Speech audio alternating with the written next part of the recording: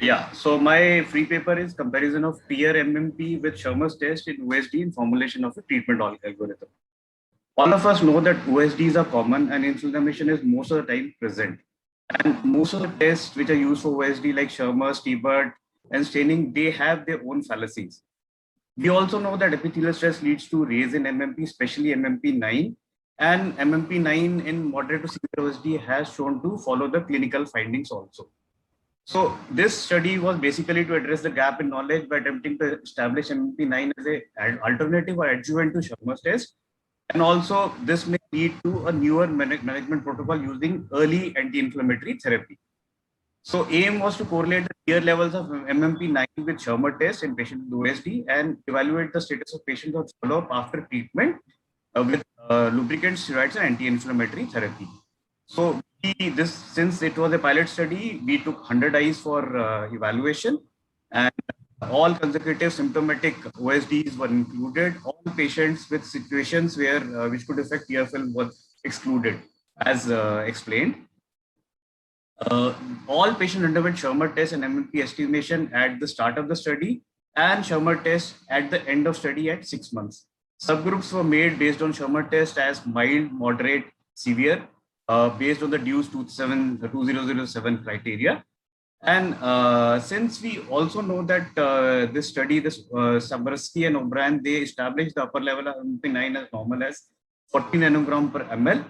And based on this, in point of the care test, inflammatory kits were used to detect presence or absence of elevated MMP9, which was more than 40 nanogram per ml.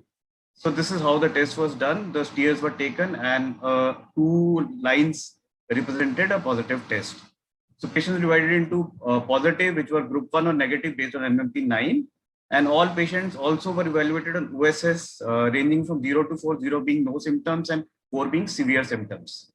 All patients were started on topical steroid Gentil and evaluated at 1, 3, and 6 months. In non or poor responders, the frequency of lubricants were increased, and where there was no improvement, topical steroids, and if steroids were not effective, then cyclosporin was added. Improvement is defined as 2-step increase in Shermer's or OSS, and deterioration, no response, are defined as less than 1 step increase or no improvement. So analytical objectives were association of MMP lines for 3 dry groups based on Shermer's, improvement, deterioration, objective and subjective parameters, and need for change in medicines. Total 100 eyes were involved. The groups, group 1 and 2 were demographically matched. MMP9 patients had significantly lower Shermer values, which was found out of this study. Also, it was found that greater proportion of MMP9 patients had higher severity of dry eye as measured with Shermer test. There was another thing which was found, that a positive association was found between the pre-treatment OSS and severity of the Shermer test. This result was statistically significant. Another thing which we found, no definitive association found between MMP9 positivity and OSS, as most of the patients were in middle 2 groups. After treatment, we realized that most of the patients improved. However, significant improvement was seen only in 25 patients on OSS in MMP positive group. And again, in Shermer group also, 25 patients improved by 2 steps, which was clinically significant as a predefined criteria, which we had already mentioned.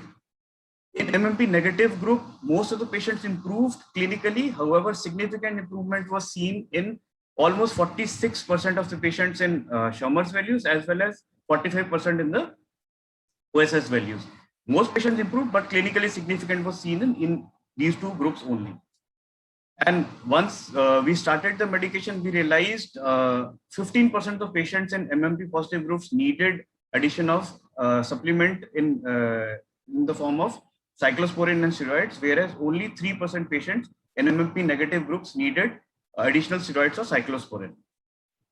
If you see the results, these are very clear. MMP positive patients comparatively improved significantly in 25% patients, whereas MMP negative patients improved significantly in almost half the percent of patients. So we compared our study with this study by Lanza et al, and we found that again the results were similar. The association between severity, Shermer's, and MMP9 positivity was significant.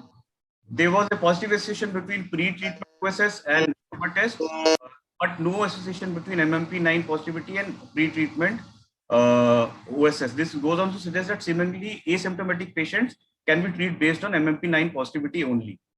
And again, 15% in MMP9 and almost 3% in MMP negative needed additional therapy. So this was a pilot study in cases where OSD was compared to Schirmer's test and compared with MMP9. MMP9 scores were found to be associated with worsened Schirmer's score, but not with poor SS score. So this is case, there is a case evaluating all cases of OSS with MMP9 type test, and they can segregate patients into patients who will benefit with early anti-inflammatory therapy and will need only lubricants. And it is important to follow up this study. So we see we can make treatment protocols based on this also. Thank you so much. You're welcome. If the panelists have any question, they may go ahead. Any feedback? You have 2 minutes for it. Can I speak? Yes, ma'am. Sure. I have a question, Colonel Sandeep. First of all, a very, very nice and study that you all have done. But I'd like to know that were the type of dry eye patients that you have taken, were they of the same, what was the basic etiology of that? These were the patients which were picked up with clinically symptomatic dry eye patients. However, they never had, none of the patients had any secondary causes. We had already excluded the secondary causes. As I already said, any patient who are already on treatment, medication, any patient who had a corneal pathology, any patient who had allergic condition, we had already excluded, so that keep the situation open. And second is, did you choose Gentile? So what was the reason for choosing Gentile? Ma'am, we wanted to use a preservative-free lubricant, and Gentile was the readily available preservative-free lubricant available at that time. Thank you, Colonel.